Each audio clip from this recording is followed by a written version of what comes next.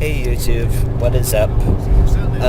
We are going into Glasgow for a bit to see a bit of an owl collection. I know I was gonna wait until Sunday for the chimney demolition, but I just needed to include this first. So I'll see you there on the motorway.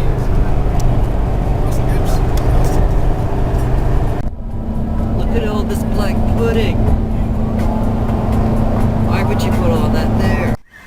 Hey YouTube, we are here at the Owl Center, and we came out the car into the car park to see this.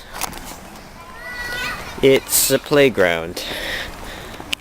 Yeah, I wasn't expecting this either. The Owl Center is actually over there, and well, yes, I will see you in...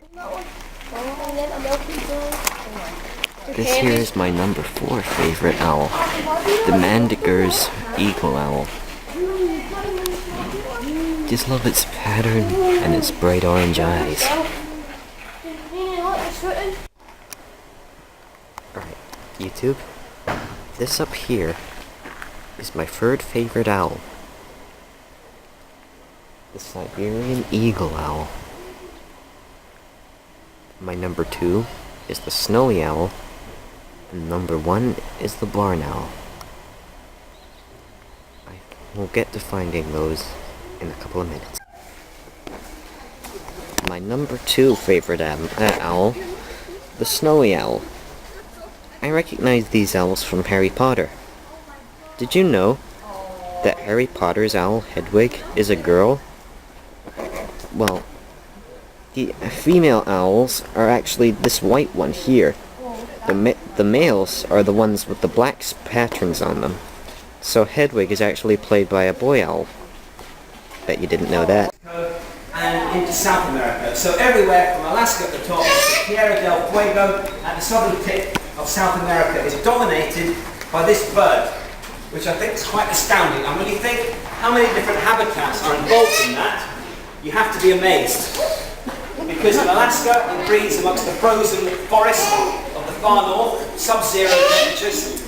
In North America it can be found in the national parks, near urban settlements, in mountainous regions, and so on. In Central America and Mexico you can find the great horned owl breeding amongst the cacti in the deserts. And in South America you can find the great horned owl on the edge of the Amazonian rainforests. So everywhere from frozen forest, desert, rainforest, home to this owl. So how has this owl managed to dominate such a massive swath of countryside, of land? I got to know it very well there. Owls at the Owl Centre here. You might have noticed that some of them, well, they all give you the... We still roughly say we have 6 British owls. We're being a bit generous in saying we have 6 because we're including the snowy owl in the list. The snowy owl's not bred in Britain here since 1975. Only ever bred once in all of birding history back in 1975. Anyway, of the remaining 5 British owls, we've got the long-eared owl, the short-eared owl, the little owl, the barn owl, and the commonest of the British owls, the tawny owl. Probably about 50,000 pairs of tawny owls in this country. There are in fact more tawny owls in Britain than all the other owls put together. So what's the secret to this owl's success? 2 main things, I think, go to make the tawny owl the most successful owl in Britain. Firstly, the tawny owl is mainly a woodland owl. Mature woodland, and thankfully our country is full of nice mature trees. Ideal for this owl. Secondly, and you'd never guess it from its looks, but secondly, the tawny owl actually shares something in common with the great horned owl, and that is its aggression. The tawny owl is the most aggressive of the British owls. See that gentleman Eric Hosking I told you about? Eric Hosking, he's dead now, very famous bird photographer. He actually lost his eye before out in the wild. It attacked him when he was going up to its nest. Might be glad he came to the owl. He wrote a very famous autobiography called An Eye for a Bird. And on the inside page is a photograph of the tawny owl. So they will attack any intruder, not just human beings, but they will have a go at any other species of owl of a similar size that tries to enter the tawny owl's territory will be pushed out. So the tawny owl is the commonest owl in England, Wales and Scotland, but it's not the commonest owl in Ireland. In fact, there are no records of a tawny owl in Ireland. Well, there is in fact one, it happened this year, that I know about. I won't talk about that at the moment. But essentially, there are no tawny owls in Ireland. I won't even explain why that is at the moment, because again, I haven't got time. But that's good news if you're a long-eared owl, because the long-eared owl is the commonest owl in Ireland. For one great reason, it doesn't have to compete with the tawny owl, because if the long-eared owl tries to compete for territory with the tawny owl will outmuscle it or maybe even kill them. And the little owl, well, they do very well to stay clear of tawny owls, because tawny owls really like little owls. They regard them as a nice starter course. Normally little owls will stay clear of tawny owls by living in a different habitat. They only need 2 or 3 trees on the edge of farmland, not sufficient to hold a pair of tawny owls.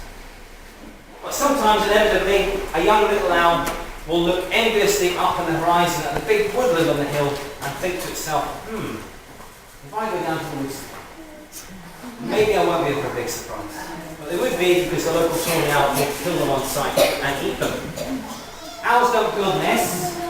Of those 250 or more species of owl in the world, not one actually makes a nest. Again, this is not a subject you've thought about before. You might think, oh, that's really strange. They don't build a nest. Tawny owls, for example, will sometimes take over an old bird of prey nest, like a sparrowhawk.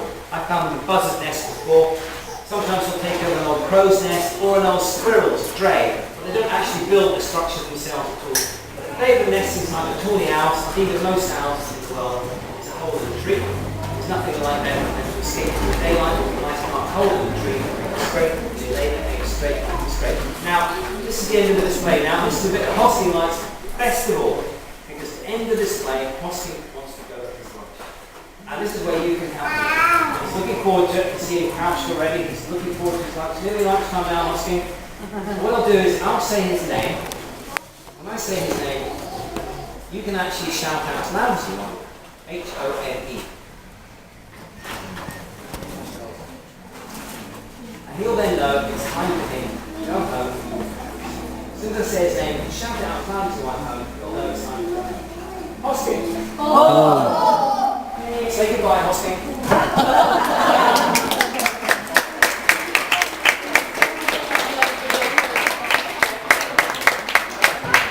Alright guys, that is us. That is us leaving the Owl Centre. I will do another vlog on Sunday, because that's when the chimney comes down, and we're really looking forward to that. So, until next time.